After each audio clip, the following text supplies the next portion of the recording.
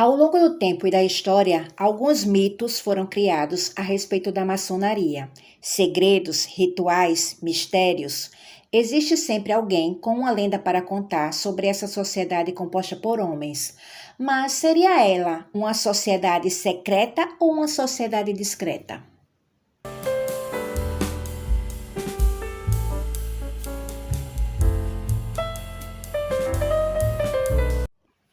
Dentro da maçonaria, existem diferentes versões sobre a sua origem.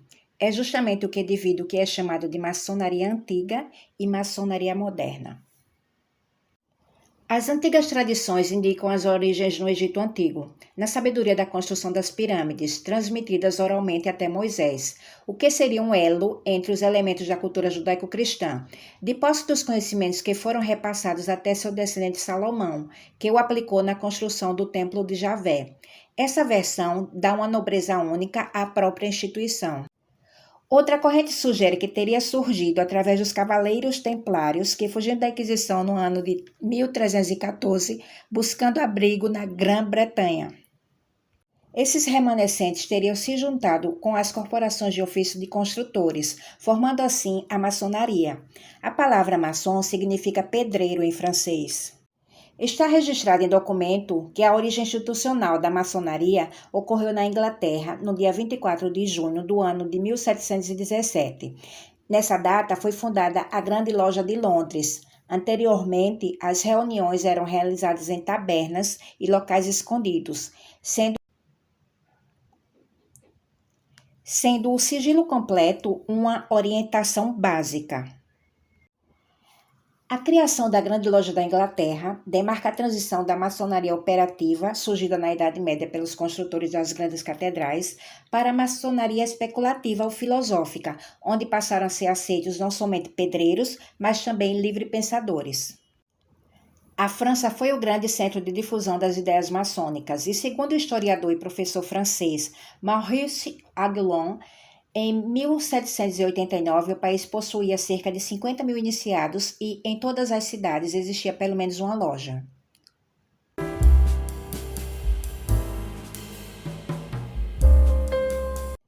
Loja é o local onde os maçons se reúnem. A pessoa responsável pela loja é chamada de Venerável Mestre, acompanhado do primeiro vigilante, segundo vigilante e o orador, que tem a função de ser o guardião da lei. As sessões na loja começam com a leitura da Bíblia Sagrada. As leituras são diferentes de acordo com o grau que cada um tem. Além das lojas, existem também as potências, que têm a mesma representação. O lema da maçonaria é o mesmo da Revolução Francesa: liberdade, igualdade e fraternidade. Já outra linha maçônica, longe da influência francesa, tem outro lema: fraternidade, alívio e verdade. Os principais símbolos da maçonaria são o esquadro, que representa a retidão moral, retidão de conduta e a igualdade de condições naturais entre os homens. O compasso simboliza o espírito e a racionalidade. Os círculos formados por ele representam as próprias lojas ou o universo maçônico. A maçonaria se divide em graus: aprendiz, companheiro e mestre. Suas elevações são gradativas. A delegacia litúrgica representa a evolução dos graus filosóficos. Vai do grau 3 ao 33, que significa atingir o ápice da irmandade.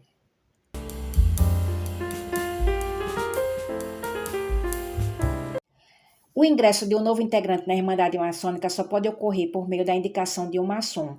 Ele deve endossar que o candidato segue as leis, apresenta bons costumes e tem boa família. O candidato será investigado de forma mais atenta por outros membros, que farão visita em sua residência, entrevistarão seus familiares para que confirme sua boa índole. É necessário a autorização da esposa, caso seja casado.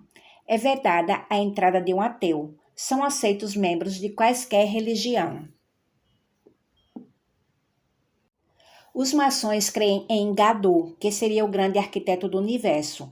Na verdade, seria uma representação de Deus, independente das instituições religiosas às quais os seus membros estão vinculados.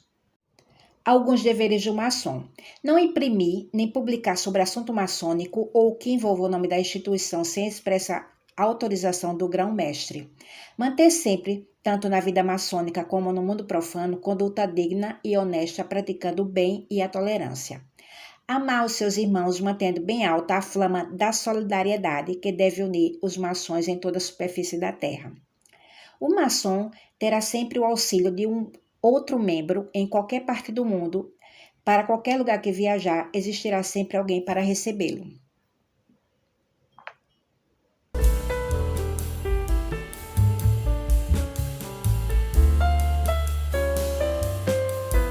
As cerimônias e os ritos exercem funções importantes nas reuniões e sessões maçônicas. São obedecidas minuciosamente as determinações dos rituais, que são diferentes de acordo com o grau hierárquico. Cada loja pratica seu rito, que podem ser de diferentes vertentes. Os ritos mais relevantes são o rito escocês, mais antigo e aceito, e o rito de York, mais liberal. Na vestimenta usada nas reuniões, é a cor da gravata que indica qual rito a loja pertence. Para os maçons, o segredo está intimamente ligado à forma pela qual o grupo se percebe e é percebido pela sociedade no seu entorno.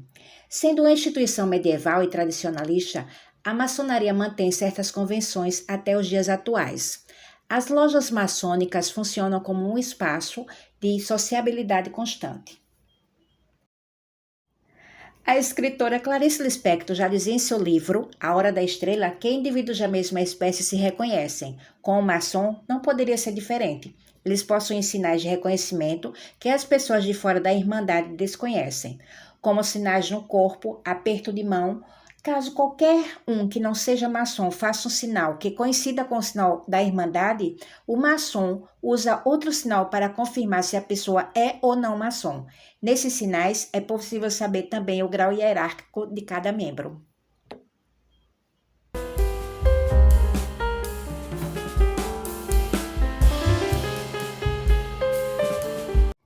As duas fases do crescimento da maçonaria no Brasil foram no período de 1860 a 1880 e de 1890 a 1910.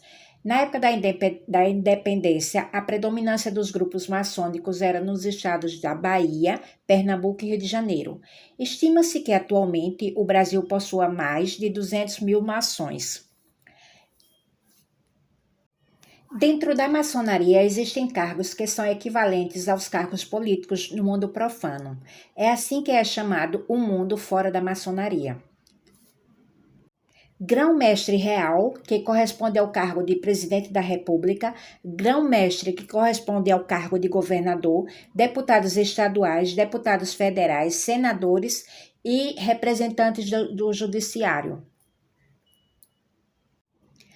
Mais de 14 ex-presidentes dos Estados Unidos eram maçons, entre eles George Washington e Theodore Roosevelt. Anualmente ocorre o encontro de maçons na caverna de Zedequias, no Templo de Salomão, na cidade de Jerusalém, em Israel. Algumas pessoas acreditam que fazer parte da maçonaria representa receber vantagens da Irmandade a partir dos seus desejos materiais. Eles se ajudam no sentido de dar prioridade aos seus membros na realização dos serviços que necessita fazer, como comprar na loja de alguém que é maçom, por exemplo. Simbologias da maçonaria. Os 3 pontos na assinatura, entre outros significados, representam os 3 estágios do Sol: nascimento, meio-dia e o pôr dele. O termo bode é associado ao maçom de forma negativa, como se o animal representasse o ser das trevas. Mas dentro da maçonaria ele tem uma conotação positiva, por ser aquele que não fala o que ouve, sabe guardar segredo.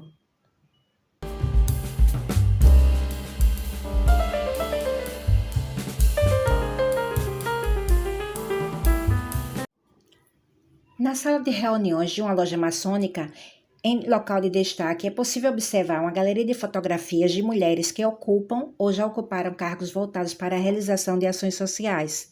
Essas mulheres são esposas dos membros da maçonaria e fazem parte da fraternidade feminina, a Frafrem. A esposa do grão-mestre é quem lidera os trabalhos das fraternas, com destaque especial para a área filantrópica e social. Por hoje é isso. Um abraço e até a próxima!